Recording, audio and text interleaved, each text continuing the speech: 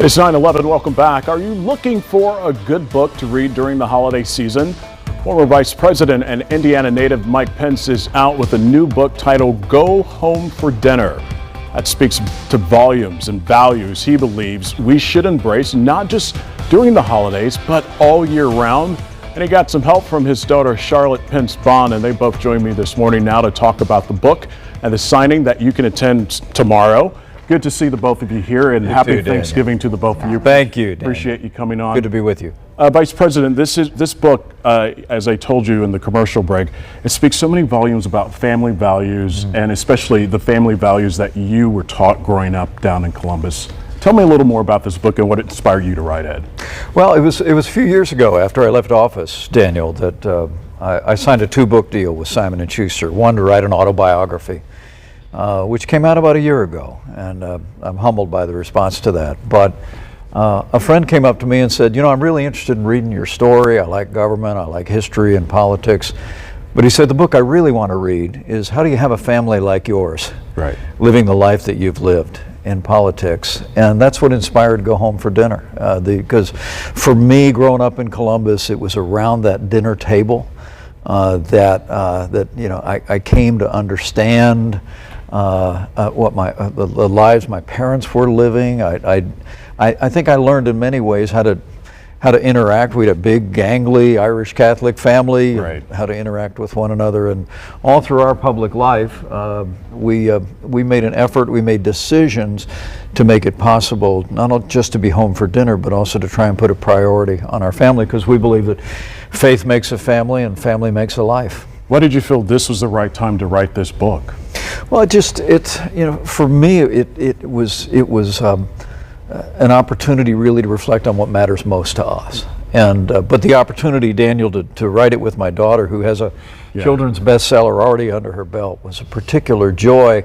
Although I will tell you, as a dad, I had some hesitation about writing it with Charlotte, because about the time we were finishing the other book, she was about 8 months pregnant. Right. And so, but you know, we were over at Bub's in Zionsville last Christmas, and I looked at her and said, well, I don't know if you're going to have time to do it with a new baby coming. And she said, Dad, I want to do it. And she did a beautiful job. Charlotte, what was it like writing a book with Dad?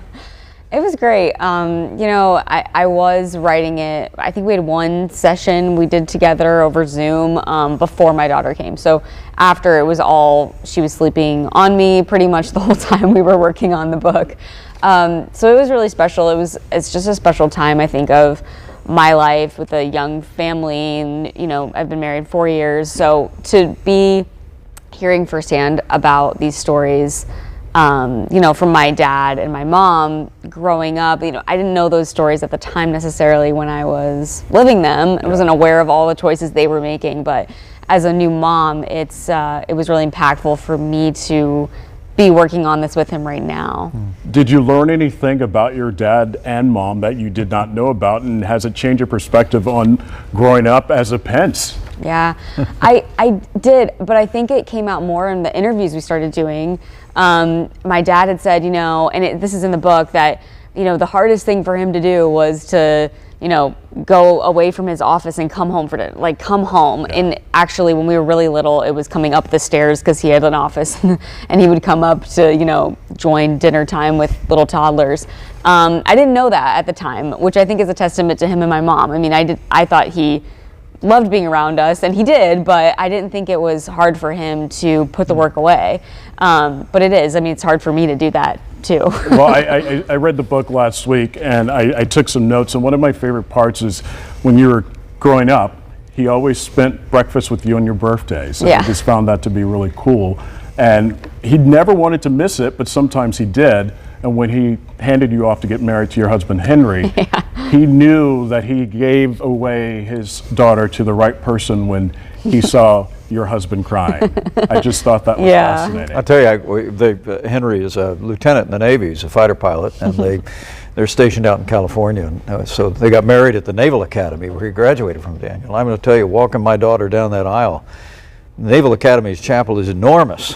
Was one of the longest walks of my life, but as we wrote in the book, when I saw his face and he was experiencing the same emotion I was, I knew he was the right man. But you know, for me, what she picked up on there is, you know, when I was first in Congress, people would often say to me, kind of a flattering question, like, where do you see yourself in 5 years? Right. And I would always answer it the same way. I'd say home for dinner. Because for me, I never have to be motivated to want to be making a difference in the world. I never have to be motivated to work hard. I love to work hard like most Hoosiers do. But to make a decision to literally shut off the computer, close your calendar, get in the car or walk down the stairs and spend time with your family. What we learned early on was that we had to be intentional about that and making decisions all along the way. There were just some practical decisions with mistakes along the way.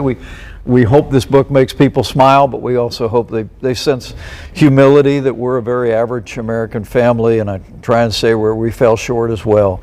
But I really do believe that our faith instructs us to put our families first. Right.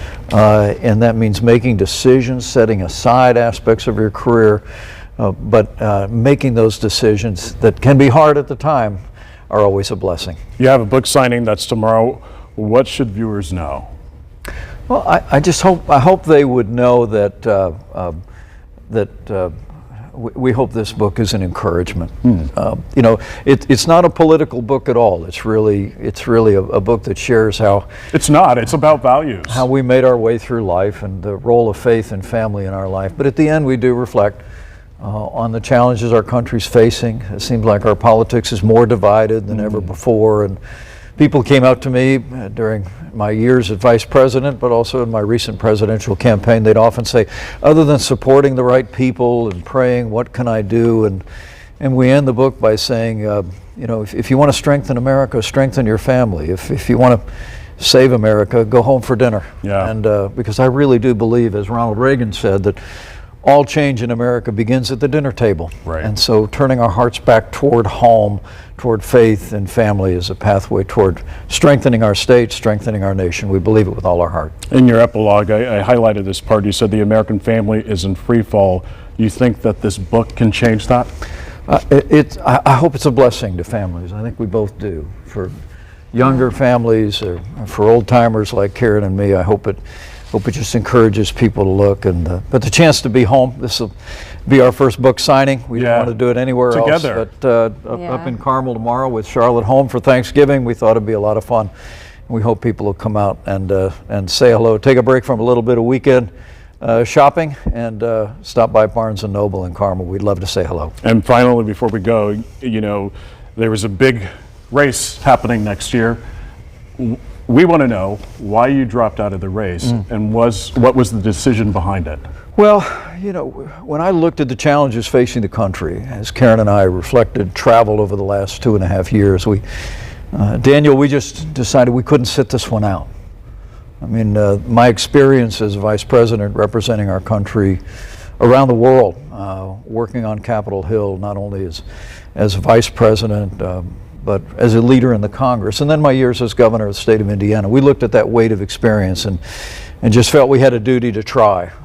But over time, it became clear to us, you know, the Bible says there's a time for every purpose under heaven, and we just came to the conclusion this was not our time, and made a decision to step aside. But no regrets. We had an extraordinary experience in that campaign for president, but I have to tell you, to be honest, it's good to be back home again in Indiana. All right.